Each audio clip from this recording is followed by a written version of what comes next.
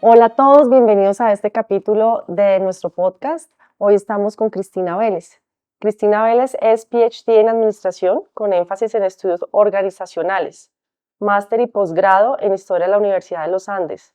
Actualmente es decana de la Escuela de Administración de la Universidad de EAFIT.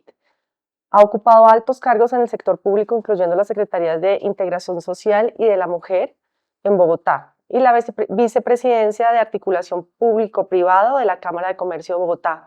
Cristina, es un gusto tenerte aquí con nosotros. Bienvenida. Gracias, Carolina, por la invitación. Estoy muy emocionada de hablar de ciudad y de todos los pedacitos que hay detrás del proceso de construcción de ciudad. Me contaste que me llamó mucho la atención que se hace urbanismo a partir, cuando fuiste funcionaria de la Secretaría de la Mujer, a partir de la seguridad de la mujer. ¿Cómo es esto? Bueno, pues de hecho se hace urbanismo a partir de las experiencias de las personas y es, Ok. digamos, una dimensión de la conversación sobre el urbanismo que es complementaria a la arquitectura, por decirlo de alguna manera, y es cómo viven las personas la ciudad. Y uno de los retos que se está trabajando hace bastante tiempo, yo creo que hace unos 16 años, es cómo las mujeres viven la ciudad. Y cuando tuve el privilegio de ser secretaria de la Mujer de Bogotá, en la alcaldía de Enrique Peñalosa, tuvimos un programa que se llamaba Ciudades Seguras, pensando en cómo hacer que las mujeres pudieran vivir la ciudad de diferentes maneras. Entonces, hicimos cosas como mapeo, por ejemplo, de las ciclorrutas. Esto lo lideró Ángela Anzola, en el que mirábamos, por ejemplo, cómo percibían las mujeres diferentes elementos en las ciclorrutas que podrían afectar su seguridad. Y esos son elementos que tienen que ver con el urbanismo, tienen que ver con la posibilidad de ver y ser vista. O sea, básicamente, cómo construye un espacio para que haya visibilidad, con la iluminación, con los obstáculos, con la percepción de seguridad que en últimas hace que las personas vivan de una forma diferente. Claro, y la mujer, mejor dicho, donde la mujer se sienta segura, todos están seguros. Total, total, eso siempre sucede. De hecho, hace poquito en la Universidad de AFIT, ya en una nueva vida, un grupo de profesoras de mercadeo usaron herramientas de mercadeo, o sea, las mismas herramientas que se usan para mirar si uno prefiere el jabón X o el jabón Y, para medir cómo las mujeres vivían su trayecto en el transporte público. Entonces, cómo se sentían cuando se bajaban del metro, en el caso de Medellín, al último, digamos, en la última milla de su trayecto. Y lo que usaron fue pulseras galvanizadas y unas gafas que, pues unos eye trackers que miran dónde miras, que pueden analizar qué tipo de cosas estás revisando para poder complementar, digamos, esos ejercicios que se han hecho desde el mapeo de las ciudades de un ojo externo, sino ya viendo cómo viven la ciudad. Entonces hay una conversación muy amplia sobre cómo se puede crear una ciudad más segura O sea, o más amable. estos aparatos servían para medir la emocionalidad de la mujer en el momento en que siente temor o siente, wow, Sí, y es las mismas herramientas que se usan en mercadeo. ok, Pues, si se te sube las la tensión. pulsaciones, la temperatura, miras, cómo te mueves, y con eso lograron hacer un estudio que, en última, si tú pudieras mapear lo que miramos nosotros de mirar la ciudad y de identificar dónde había espacios donde había visibilidad o no había visibilidad, y cómo se sintieron las mujeres, yo creo que uno puede encontrar como una correspondencia de probablemente una sensación de mayor seguridad, donde hay básicamente las variables de presencia de gente, iluminación, la posibilidad de ver y ser vista y, digamos, variedad de personas, como que haya hombres, mujeres, niños, etcétera. ¿Tiene que ver también, por ejemplo, el comercio o, por ejemplo, los usos en las zonas donde son más seguras o menos seguras? Totalmente tiene que ver con los ojos en la calle, ¿no? Claro. Y yo creo que esto fue una cosa que le aprendí pues a Peñalosa. Yo no soy urbanista, tengo una formación de ciencias sociales, pero era esta obsesión de que la ciudad tenía que tener ojos en la calle y que lo que hemos construido en los últimos años, que asociamos como al estatus de ciudades, perdón, de ciudades muy encerradas hacia sí Sí. mismas, de estos conjuntos residenciales con muros alrededor o que venden como una señal de estatus unos primeros pisos totalmente cerrados o con parqueaderos, pues eso a la larga genera una ciudad que es más hostil para las personas más vulnerables y que realmente uno tiene que estar pensando en los ojos en la calle todo el tiempo.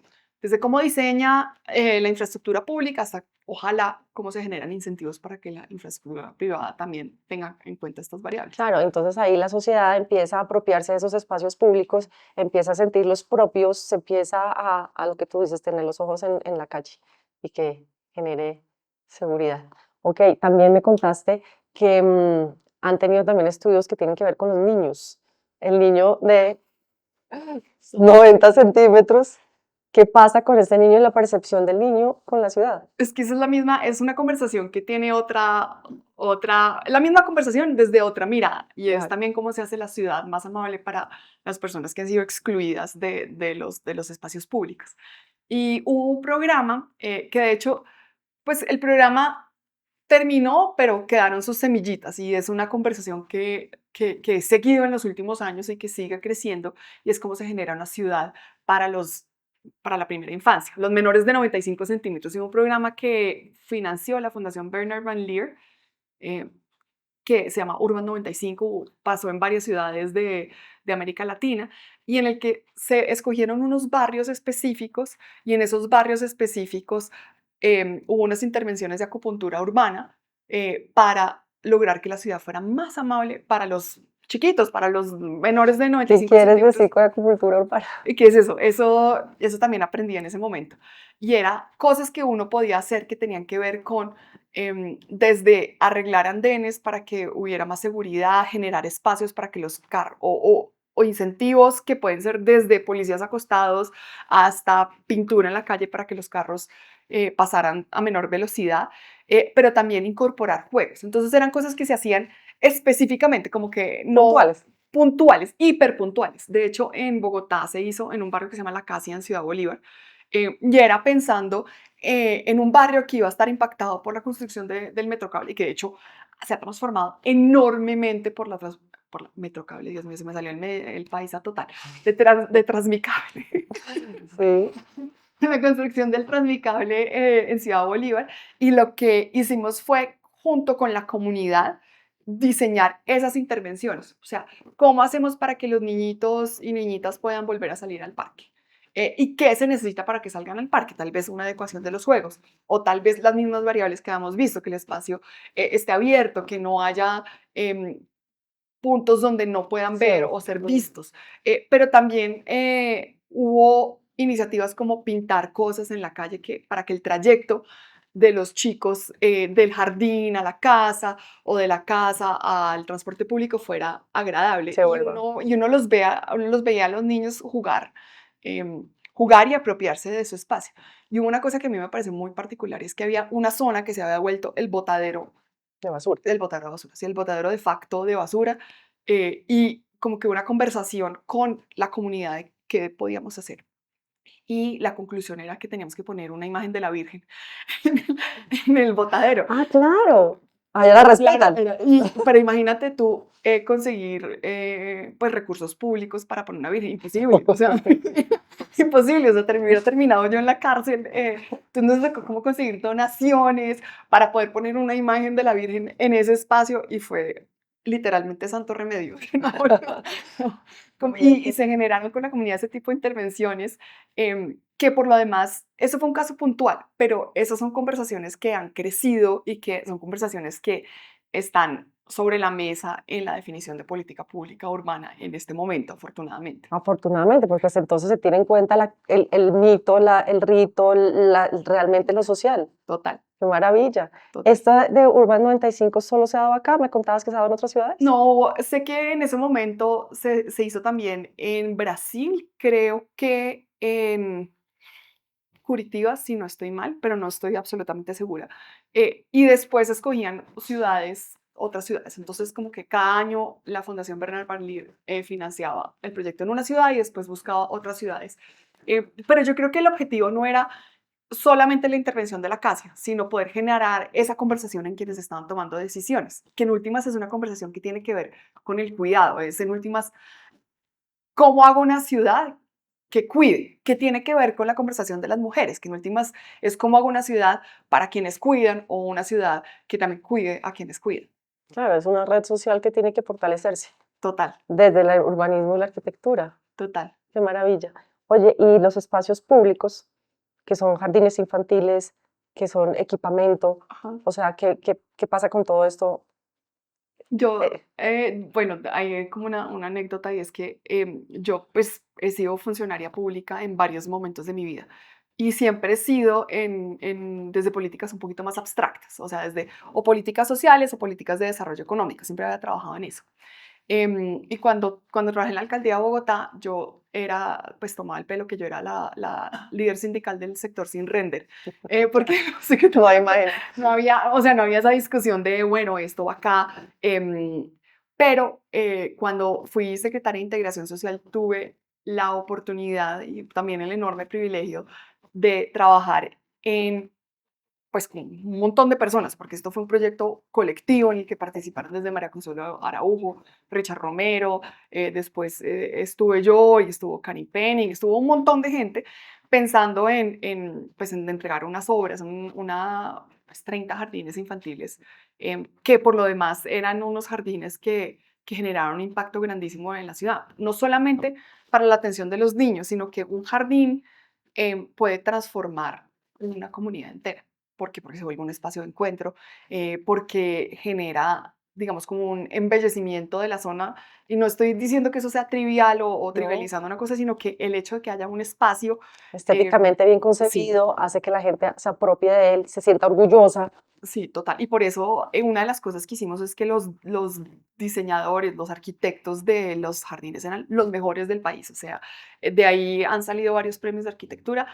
Yo no le tiendo a parar tantas bolas a eso, entonces no te puedo decir cuáles, pero sé que se han ganado varios premios de arquitectura. Hay un jardín que se construyó en San Cristóbal Sur, que yo pues tomaba el pelo y decía que era como el Guggenheim de Bogotá, porque habían hecho un diseño en una ladera muy difícil de construir. De hecho nos sacó canas tratando de lograr la estabilización del terreno, y las escaleras se diseñaron como de hecho, no tenía escaleras, se diseñó una rampa en espiral que uno diría, bueno, pues esto es una veleidad de un arquitecto que le pareció súper chévere hacer una rampa. Realmente era La solución. la solución, porque era la forma de que pudieran entrar chiquitos que estaban empezando a caminar, personas con discapacidad. O sea, terminaba siendo el jardín más incluyente de todos por un tema de diseño. Y por lo demás terminó generando un impacto en el barrio impresionante, que se volvió el centro de encuentro y se volvió un espacio que, pues por lo demás, no solamente cambia las dinámicas, sino que valoriza las propiedades. En el 2018 hubo un fenómeno muy especial que se dio en Bogotá y en algunas ciudades de Colombia, en las ciudades principales, y fueron las migraciones que venían de Venezuela. ¿Qué pasó con todo esto y cómo se prepararon para recibir esta crisis? Además, esta es una crisis que tuvo mucho que ver con la ciudad y cómo se vive la ciudad. No nos preparamos porque no había forma de prepararse. Y de hecho, una de las cosas que nos pasó en ese momento es que tú mirabas como la normativa que había en Colombia para atender crisis y había, mejor dicho, todo tipo de protocolos, desde la caída de un asteroide, y no estoy tomando el pelo, o sea, literal, Sí. hasta la emigración masiva de colombianos. Pero no habíamos contemplado, no había ningún marco normativo para atender la migración, pues una crisis migratoria como la que vivió Colombia en el 2017-2018, donde llegaron casi 2 millones de personas migrantes a quedarse en Colombia, de los cuales se estima que unos 800.000 se quedaron en Bogotá.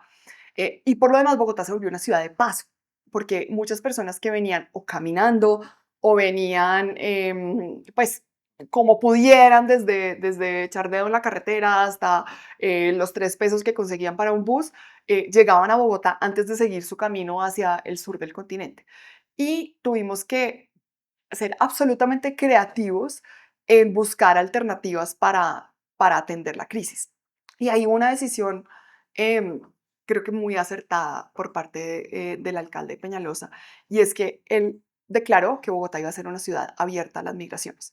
Y esa declaración tenía que ver con muchas cosas. Tenía que ver, por supuesto, con una convicción ética y moral de que era lo correcto, lo correcto de hacer en ese momento era ser abierto a los migrantes, pero también había una decisión que tenía que ver con cómo estaba creciendo la ciudad. Bogotá hizo transición demográfica mucho antes que el resto de Colombia, y Colombia hizo transición demográfica mucho antes que el resto del continente. ¿Qué significa eso? Que nosotros estamos teniendo mucho menos bebés que el resto de la región desde hace mucho tiempo. O sea, Bogotá debe tener una tasa de natalidad de 1,6 sin ningún problema, o si no más bajita. Y 6%. 1,6 Ah, hijos por perdón. mujer Ah, perdón. o menos. Es decir, eso es por debajo de la tasa de reemplazo. Ok. Tenemos una tasa de natalidad por debajo de la tasa de reemplazo en Bogotá y hay barrios, si tú lo miras por localidades, hay localidades donde puede ser menos de uno sin ningún problema. Y obviamente era como si nos estuvieran regalando un bono demográfico a la ciudad y eso lo teníamos. Pues lo tenía muy claro el alcalde, que eso era una oportunidad para Bogotá. Y la instrucción que él dio fue, hagan todo lo que tengan que hacer para poder atender a los migrantes y por favor sean muy creativos en cómo nos movemos con la normativa porque no había un marco legal. Bueno, Y uno de los problemas más graves fue que muchas de las personas empezaron a llegar y se empezaron a sentar alrededor de la terminal de transporte. Y esos asentamientos alrededor de la terminal de transporte, por lo demás, estaban en una zona que podía presentarse para todo tipo de esto problemas. es en la 39, en la calle 39. ¿La Esperanza? Sí, En la sí, Esperanza. sí, sí. Y estaban como en un bosquecito que hay detrás de la terminal, donde hay un caño de un lado, caño de otro lado y un montón de árboles. En las condiciones de Bogotá, los caños se pueden inundar en cualquier momento, se puede caer un árbol, eran además eucaliptos de esos que todos sabemos que tienen muchos riesgos de caída, podía caer un rayo, y empezaron a surgir carpitas, carpitas, otra carpita, otra carpita. Llegó un momento en que En había riesgo. casi 2.000 personas viviendo en En riesgo. carpitas, en un riesgo altísimo. Niños, Y familias ancianos, o sea, enteras. familias enteras. Y nosotros tomamos una decisión que fue controversial, pero pues era lo que tenemos que hacer en ese momento y fue reubicar a las personas que estaban ahí en unas canchas de fútbol que había que tiene la Secretaría de Integración Social, en donde hoy hay un equipamiento espectacular por detrás de Compensar en la 68. Obviamente los vecinos nos detestaron con pasión. Y nos detestaron con pasión porque además yo les prometí que ese campamento se levantaba el 16 de noviembre, 16 de enero, esto era más o menos finales de noviembre y nadie me iba a creer. Pues ¿Cuánto con tiempo era del momento en que llegaron a las canchas y del momento que estabas proponiendo? Teníamos 2 meses, 2 meses. 2 meses y lo que hicimos con las personas fue, bueno, vamos a darles aquí una alternativa de vivienda por 2 meses. Esto es absolutamente temporal. Y lo que hicimos fue un plan de choque para acompañar familia por familia, de bueno, ya que ha hecho, que el niño ya, o el niño, la niña ya está inscrito en el jardín, ya tiene entrevistas de trabajo, empezamos a traer todo tipo de ferias laborales, todo tipo de capacitaciones, organizamos toda la capacidad que había o sea, nos ayudó desde la orquesta de la Armada hasta los Boy Scouts, hasta todo el mundo iba a hacer actividades todos los días, porque no podíamos usar Imagínate. además recursos públicos para financiar nada de lo que pasaba ahí, porque pues hubiéramos terminado todos en la cárcel más o Quemados, menos. quemados. Y la idea fue o sea, mover las personas que estaban ahí en este campamento, que era muy peligroso, a uno temporal, y mientras tanto construir una política más estructural pues que incluyó de hecho centros de atención a los migrantes en la terminal, en Teusaquillo, donde les diéramos asesoría legal, donde les ayudáramos con los papeles, donde les ayudáramos a conectarse con oportunidades laborales y poder como manejar la cosa de mediano plazo y la crisis de corto plazo. Y aquí hubo una conversación muy interesante sobre la ciudad, porque aquí hubo otro arquitecto que es fantástico, que es Martín Ancelini, que trabajaba en la alcaldía, y yo le pregunté un día cómo hacemos, cómo se te ocurriría a ti crear como unas casas temporales para poder tener un espacio digno para los migrantes. Al final no logramos hacer nada de eso, los tuvimos en unas carpas, em, pero las personas que estaban ahí lograron conectarse con trabajo, lograron conectarse. ¿De qué población estamos hablando? ¿De los es- 2 millones al tiempo? No, no, no, no, no, no. Ahí en el campamento Sí, teníamos 1.200 personas ok. en un campamento. Suena poco, Muchísimo, eso es mucha gente. muchísimo. Todo el tema de alcantarillado, todo el tema de No, agua, todo el tiempo de era, darle servicios. era un camello. Pero esto terminó llevando a que Martín hiciera su tesis y está terminando su tesis de doctorado en formas como móviles o formas ligeras de construcción, pensando en población vulnerable, que digamos fue un, Y en un crisis. subproducto hermoso de esta crisis.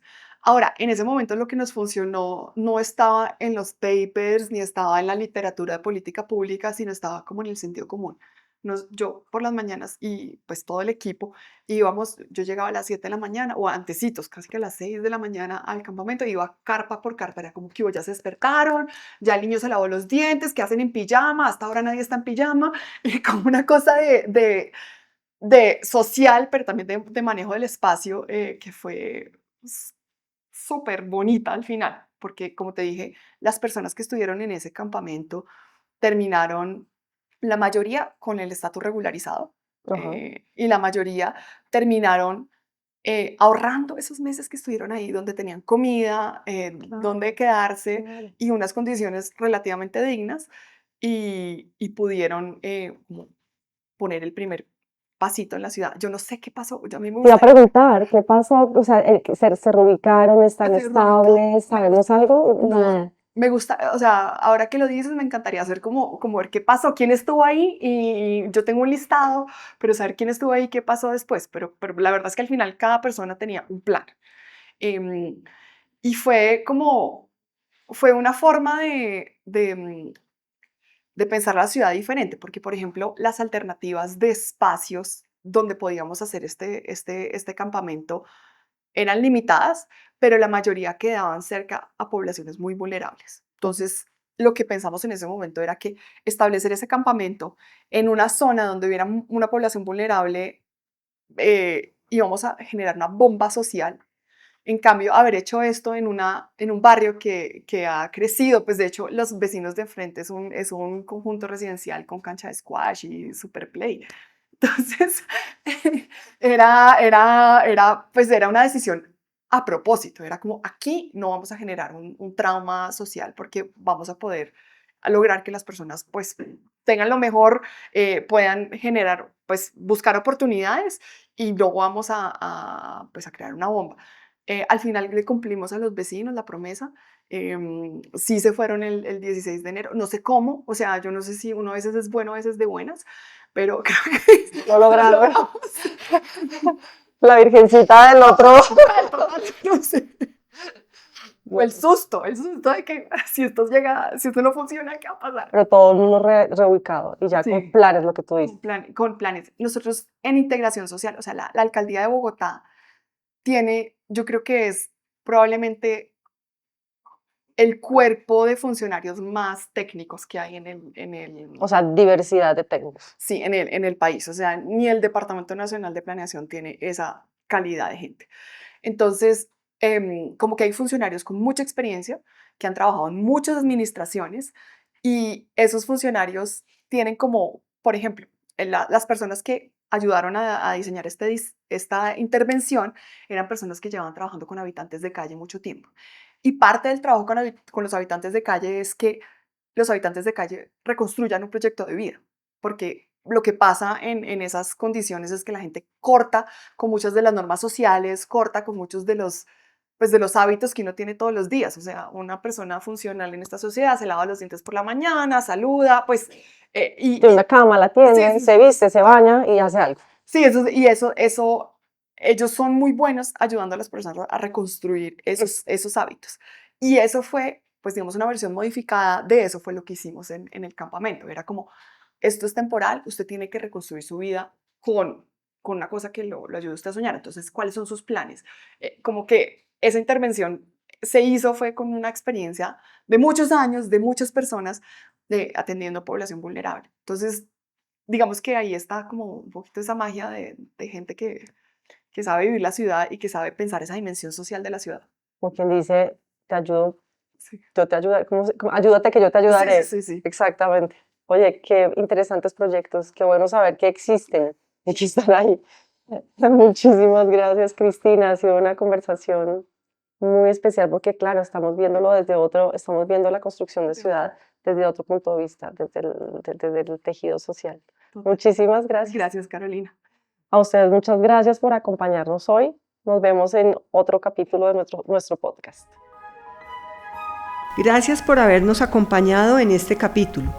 Te invitamos a que sigas escuchando nuestro podcast de celebración de los 70 años. En nuestro próximo podcast conversaremos con Jimena Samper de Neu sobre la humanización de la ciudad a través de la vivienda y el espacio público.